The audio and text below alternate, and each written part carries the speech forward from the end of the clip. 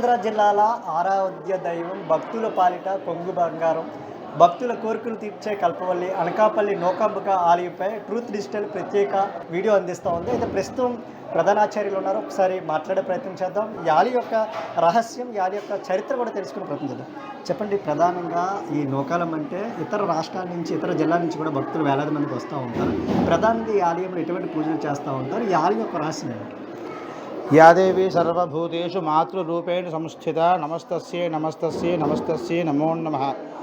అనకాపల్లి జిల్లా గౌరపాలెంలో వేయించేసి ఉన్న ప్రఖ్యాతిగాంచిన మహిమాన్వితమైన శ్రీ మహాదివ్య క్షేత్రం శ్రీ శ్రీ శ్రీ నూకాంబిక అమ్మవారు. ప్రత్యేకంగా అమ్మవారికి కోర్కెలు తీర్చే కల్పవల్లి అని ప్రత్యేక నామం ఉంది. సుమారుగా 650 సంవత్సరాల క్రితం కాకర్లపూడి వంశీయుడి పరిపాలన సమయంలో అమ్మవారు కాకతాంబికగా అమ్మవారు స్థాపించబడింది. కాలక్రమేణా ఆ యొక్క రాజుల పరిపాలన అనంతరం నూకాంబిక అనే యొక్క నామస్మరణతో గ్రామ దేవతగా ఇలవేల్పుగా శ్రీ అమ్మవారి యొక్క దర్శన భాగ్యం అందరికీ కలుగుతున్నది. అదేవిధంగా అమ్మవారికి 4 రోజుల ఉత్సవాలు పాల్గొన బహుళ అమావాస్య నుండి చైత్ర బహుళ అమావాస్య అనగా ఉగాది ముందు రోజు నుంచి మరలా వచ్చే అమావాస్య వరకు 4 రోజుల పాటు అమ్మవారికి అంగరంగ వైభవంగా ఉత్సవాలు జరుగుతూ ఉంటాయి. అదేవిధంగా ప్రత్యేకంగా ఈ సంవత్సరం అనకాపల్లి శాసనసభ్యులు, అదేవిధంగా పార్లమెంట్ సభ్యులైనటువంటి శ్రీ కొనతాల రామకృష్ణ గారు, సీఎం రమేష్ గారు ప్రత్యేక దృష్ట్యా అమ్మవారిని రాష్ట్ర పండుగగా ఎన్నడూ లేని విధంగా ఈ యొక్క రాష్ట్ర పండుగగా రాష్ట్రం తరపున అమ్మవారికి పట్టు వస్త్రాలు సమర్పించి దేవాలయం యొక్క అభివృద్ధికి వాళ్ళ యొక్క సహాయ సహకారాలతో ప్రత్యేకముగా అమ్మవారి యొక్క దేవాలయం నిర్మాణం జరుగుతున్నది. అదేవిధంగా ఈ యొక్క అమ్మవారి సన్నిధిలో ఎవరైతే కోరిక కోరుకుంటారో ఆ కోరిక నెరవేరి అమ్మవారి సన్నిధిలో సహకుటుంబ సపరివార సమేతంగా విచ్చేసి అమ్మవారికి ఇష్టమైనటువంటి పిండి వంటలు వండుకొని దాని ప్రసాదంగా స్వీకరించి అమ్మవారి సన్నిధిలో ఒక పూటంతా ఉండి అమ్మవారి అనుగ్రహం పొంది 50 మంది భక్తులు కూడా వెళ్తూ ఉంటారు. శ్రీమాత్రే నమః. మెయిన్ అంటే ఏదైతే మూలవిరాట్ ఉందో, మూలవిరాట్ గుడి పునర్నిర్మాణంలో భాగంగా ఎవరికి భక్తులు దర్శనం ఇవ్వట్లేదు. ఎప్పటి నుంచి దర్శనం ఇచ్చే అవకాశం? అమ్మవారి దేవాలయం సుమారుగా 3 సంవత్సరాలు కావస్తుందండి. అమ్మవారి మన దేవాలయం నిర్మాణం చేపట్టి అమ్మవారి యొక్క గర్భాలయం అంతా కూడా రాతికట్టు, అదేవిధంగా 3 యొక్క గోపురాలు ఏదైతే దక్షిణం, పడమట, ఉత్తరం ఉన్నాయో 3 గోపురాలు, ఆ 3 గోపురాలు రాతికట్టుతో అమ్మవారి యొక్క దేవాలయం నిర్మాణం జరుగుతుంది. అదే విధముగా అమ్మవారి ఆవిడ యొక్క దయతో వచ్చే సంవత్సరం ఆవిడ యొక్క దయతో ప్రతిష్ట గావించి కలశ ప్రతిష్ఠ అంటే అమ్మవారిని కదపలేదండి. అమ్మవారి యథాస్థానం అక్కడే ఉన్నారు. ఆ చుట్టూ ఉన్న గోడలు తీసి దేవాలయం పునర్నిర్మాణం జరిగింది. అదేవిధంగా నిత్యం జరిగే కైంకర్యాలు, త్రికాల అర్చనలు, భోగాలు కూడా ప్రతి నిత్యము ఏకాంతంగా అర్చకులు మేము వెళ్ళి అమ్మవారికి అవన్నీ కైంకర్యాలు సమర్పించి యథావిధంగా ధూపదీప నైవేద్యాలన్నీ కూడా అమ్మవారు సమర్పించడం జరుగుతుంది. అదేవిధంగా ఆవిడ దయతో, ఆవిడ యొక్క అనుగ్రహంతో వచ్చే సంవత్సరం గ్రామ పెద్దలు అందరూ కూడా అనుకుంటున్నారు. అదేవిధంగా వేద పండితులు, అదేవిధంగా పంచాంగకర్తలు కూడా సంప్రదించడం జరుగుతుంది. వచ్చే సంవత్సరం స్థానిక పెద్దలు అందరూ కూడా దేవాలయం ప్రతిష్ట కాదండి, ఇది పునఃప్రతిష్ఠ, కలశ స్థాపన మాత్రమే జరిపి అమ్మవారి యొక్క దర్శన భాగ్యం ఇద్దామని సంకల్పం చేశారు. అదేవిధంగా ఆవిడ దయతో అమ్మవారి యొక్క దర్శన భాగ్యం వచ్చే సంవత్సరం ప్రారంభంలోనే బహుశా సుమారుగా మనకి పాల్గొన ఫిబ్రవరిలో అమ్మవారి యొక్క దర్శన భాగ్యం అనుకుంటున్నారు. ఆవిడ దయతో దర్శన భాగ్యం కలిగే అవకాశం కూడా ఉందండి. అంటే భక్తుల రద్దీ ఎప్పుడు ఎక్కువగా ఉంటుంది? ఏ మాసాల్లో భక్తులు ఎక్కువగా వస్తూ ఉంటారు? అమ్మవారికి ప్రత్యేకంగా చైత్ర మాసం విశేషం అండి. అమ్మవారికి పాల్గొన బహుళ అమావాస్య నుంచి చైత్ర బహుళ అమావాస్య అనగా మనకి మార్చి నెలలో పడుతుందండి. మార్చి నెల, ఏప్రిల్ ఈ 4 రోజులు అమ్మవారికి ఉత్సవాలు ఘనంగా జరుగుతాయి.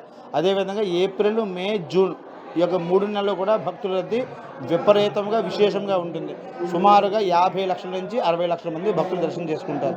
ప్రత్యేకంగా అమ్మవారికి ఆదివారం నాడు, మంగళవారం నాడు, లక్ష్మీవారం నాడు ప్రీతికరమైన వారాలు అన్నమాట.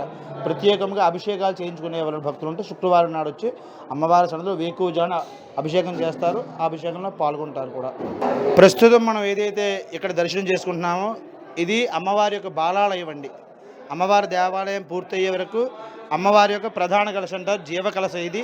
ఈ జీవకలశకే నిత్యార్చనలు జరుగుతూ ఉంటాయి, భోగాలు జరుగుతుంటాయి. అదేవిధంగా ప్రధానమూర్తికి కూడా ఏకాంతంగా అర్చకులు మేము వెళ్ళి భోగాలు కైంకర్యాలు యథావిధి నిత్యార్చనలు చేసి వస్తూ ఉంటాం. ఈ అమ్మవారి దేవాలయం బాలాలయం. దేవాలయం పూర్తయ్యే వరకు అమ్మవారి ఏ రూపంలో ఉంటారో ఆ రూపంలో చిన్న అమ్మవారిగా అయోధ్యలో ఎలాగైతే రామాలయం కడతారో బాలరాముడు ఎలాగైతే ప్రధాన దేవాలయం పూర్తయ్యే వరకు బాలరాముడిలో అయ్యవారి దర్శనం ఇస్తున్నారు. అదేవిధంగా అమ్మవారి దేవాలయం పూర్తయ్యే వరకు బాల అమ్మవారు బాలాలయము ఈ యొక్క నామకరణంతో అమ్మవారికి దర్శన భాగ్యం జరుగుతుంటుంది. ప్రధాన దేవాలయం పూర్తయిన తర్వాత ఈ దేవాలయాన్ని మొత్తం కూడా నిర్మాల్యం చేసేసి ఆ దేవాలయంలో అమ్మవారి యొక్క దర్శన భాగ్యం కలుగుతుంది. టైమింగ్స్ ఏ విధంగా ఉంటాయి? ప్రత్యేకంగా మనకి ప్రతినిత్యము కూడా వేకువజామున అర్చకులు 5 గంటలకు వచ్చి 5:30 వరకు అమ్మవారికి కైంకర్యాలు నిత్యాభిషేకాలు గావించి అమ్మవారికి యొక్క భోగము అమ్మవారి ప్రాతకాల భోగాన్ని సమర్పించిన తర్వాత 6 గంటల నుండి భక్తులకు దర్శన భాగ్యం కలుగుతుంది. అదేవిధంగా 11:30 నుండి 12 వరకు కూడా అమ్మవారికి మహారాజ భోగము అని అమ్మవారికి భోగం సమర్పించడం జరుగుతుంది.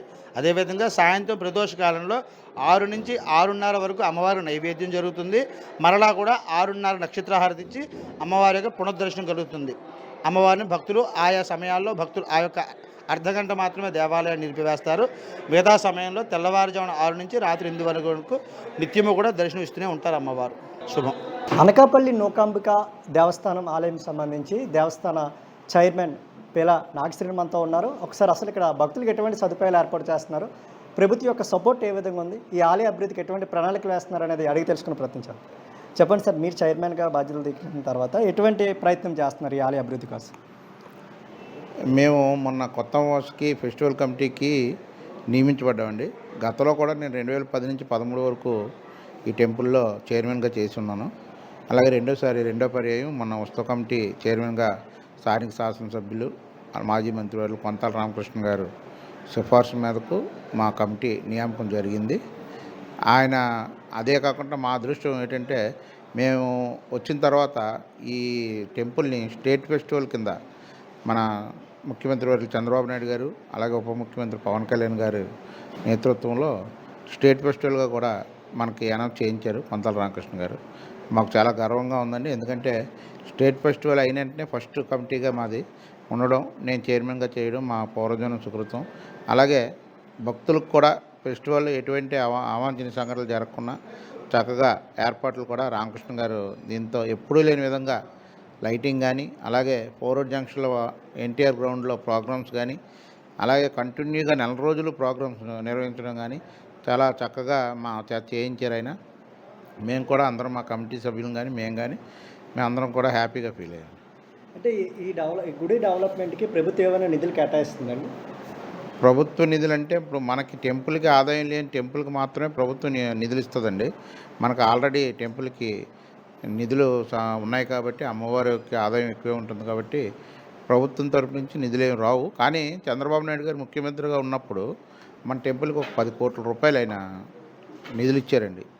ఆ నిధులతోటే ఇప్పుడు టెంపుల్ పునర్నిర్మాణం జరిగింది. ఆయనకి ప్రత్యేకమైన ధన్యవాదాలు. అంటే భక్తుల రద్దీ ఏ విధంగా ఉంటుందండి సాధారణ రోజులకి? భక్తులు పండగల్లో అయితే 50,000 నుంచి 60,000 వరకు భక్తులు ఉంటారండి రోజును. అలా పండగ 3 నెలలు 4 నెలల వరకు మాకు మే జూన్ వర్షాలు పడే వరకు కూడా అమ్మవారి టెంపుల్కి మంచి భక్తులు తాకిడి చాలా ఎక్కువ ఉంటుంది. వాళ్ళ తగ్గట్టే మేము ఏర్పాట్లు కూడా చేస్తాం. 4 నెలలు ఇతర రాష్ట్రాల నుంచి కూడా భక్తులు వస్తున్నారు, వస్తారండి. ఇతర రాష్ట్రాల నుంచి దేశాల నుంచి కూడా భక్తులు వస్తారండి. అమ్మవారికి భక్తులు అన్ని రాష్ట్రాల్లోని వాళ్ళ దేశాల్లో కూడా భక్తులు ఉన్నారు. మొన్న దసరా నవరాత్రుల్లో ఒకరోజు ఒక భక్తుడు ఆస్ట్రేలియా అతను ప్రతి సంవత్సరం కూడా నవరాత్రుల్లో ఒకరోజు భోజనానికి విరాళం ఆయన ఇస్తారు. ఎందుకంటే దసరా నవరాత్రులు 11 రోజులు కూడా మేము భక్తులు అమ్మవారి మాకు అన్నదానం ఉందండి. అన్నదానం నుంచి పెట్టకుండా భక్తులు విరాళాలతో మేము దసరా భోజనాలు పెడతామండి. రోజుకి నిత్య అన్నదానం జరుగుతుందండి. ప్రతిరోజు 300 మందికి భోజనం పెడతారండి. ఒక్క సండే ఒక్కరోజు 500-600 మందికి వరకు భక్తులు వచ్చిన దాన్ని పెట్టి పెడతారు. దానికి నిధులు సపరేట్గా అన్నదానానికి నిధులు వేరేగా భక్తులు ఇచ్చినవే వేరే అకౌంట్లో ఉంటాయి. దాని మీద వచ్చిన వడ్డీతో అన్నదానాన్ని నిర్వహిస్తాం. ఏదైతే మూల విరాట్ ఉందో గత 2 ఏళ్ళుగా కూడా భక్తులకైతే దర్శనం లేదు. ఎందుకంటే ఆలయం పునర్నిర్మిస్తున్నారు. ప్రధానంగా చూసినట్టయితే బాల విగ్రహం ద్వారా భక్తులకు దర్శనం ఇస్తున్నారు. ఆ ప్రధానమైన మూల విరాట్ భక్తులకి ఎక్కడి నుంచి దర్శనం ఇచ్చే అవకాశం ఉంది?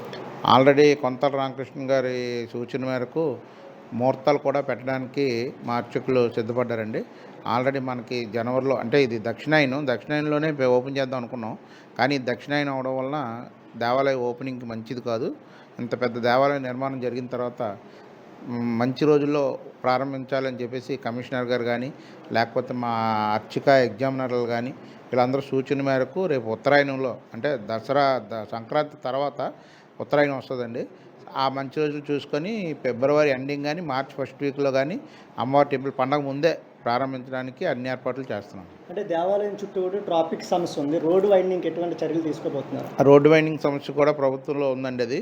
అది గత 10 సంవత్సరాల నుంచి కూడా ఈ ప్రాబ్లం ఫేస్ చేస్తున్నారు.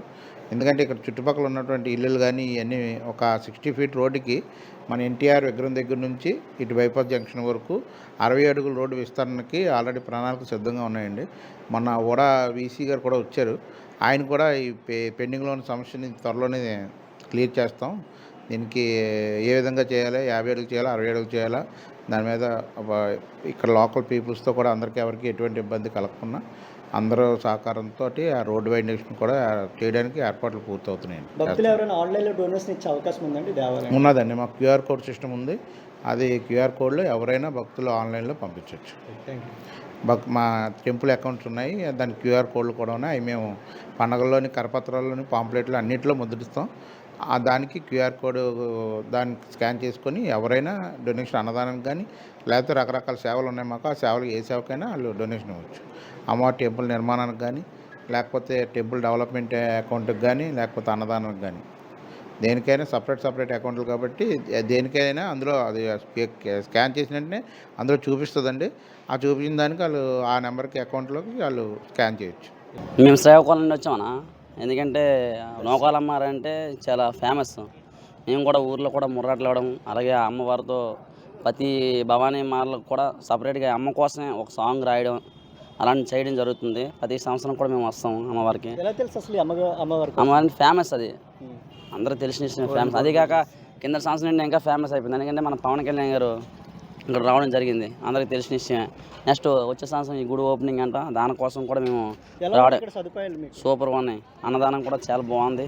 ఉత్తరాంధ్ర జిల్లాల ఆరాధ్య దైవం భక్తుల పాలిట కొంగు బంగారం, కోరిన కోరికలు తీర్చే కల్పవల్లి అనకాపల్లి నూకాంబిక ఆలయం గత 3 ఏళ్ళుగా అయితే ఈ ఆలయాన్ని పునర్నిర్మిస్తున్న పరిస్థితి అయితే ఉంది. ఏదైతే ఆలయంలో ఉన్న మూల విరాట్కి ప్రతినిత్యం కూడా పూజలు చేస్తూ ఉన్నారు. గత 3 ఏళ్ళుగా అయితే భక్తులకైతే లోపల దర్శనాలు లేవు. అప్పటి వరకు కూడా ఏదైతే అయోధ్య తరహాలో బాల నూకాంబిక దర్శనం అయితే ఇస్తూ ఉంది. ఏదైతే మూల విరాట్కి కేవలం అర్చకులు మాత్రమే ప్రతినిత్యం కూడా పూజలు చేస్తూ ఉన్నారు. మరొక 5-6 నెలల్లో ఈ ఆలయం కూడా పునర్నిర్మాణం పూర్తవుతుందని, దర్శనాలు కూడా మొదలు పెడతామంటూ కూడా ఆలయ అధికారులు అయితే తెలియజేస్తున్న పరిస్థితి అయితే ఉంది. ఇతర రాష్ట్రాల నుంచి కూడా ప్రతినిత్యం భక్తులు వేలాది సంఖ్యలో వస్తూ ఉంటారు. అయితే అమావాస్య పర్వదినాల్లో, ఏదైతే కొత్త అమావాస్య, ఉగాది వంటి సమయాల్లో ఆ 3 నెలలు ఏప్రిల్ నుంచి జూలై వరకు కూడా భక్తుల రద్దీ ఎక్కువగా ఉంటుందంటూ కూడా ఆలయ అధికారులు తెలియజేస్తూ ఉన్నారు. ఇక్కడ ఉన్న కొబ్బరి తోటల్లో వంట వార్పు చేసుకొని ఈ అమ్మవారిని అయితే భక్తులు దర్శించుకుంటున్న పరిస్థితి అయితే ఉంది. అనకాపల్లి, విశాఖ నుంచే కాకుండా ఇతర జిల్లాల నుంచి, ఇతర రాష్ట్రాల నుంచి కూడా భక్తులు ప్రతినిత్యం కూడా ఈ ఆలయానికి వచ్చి దర్శనం చేసుకుంటున్న పరిస్థితి అయితే ఉంది.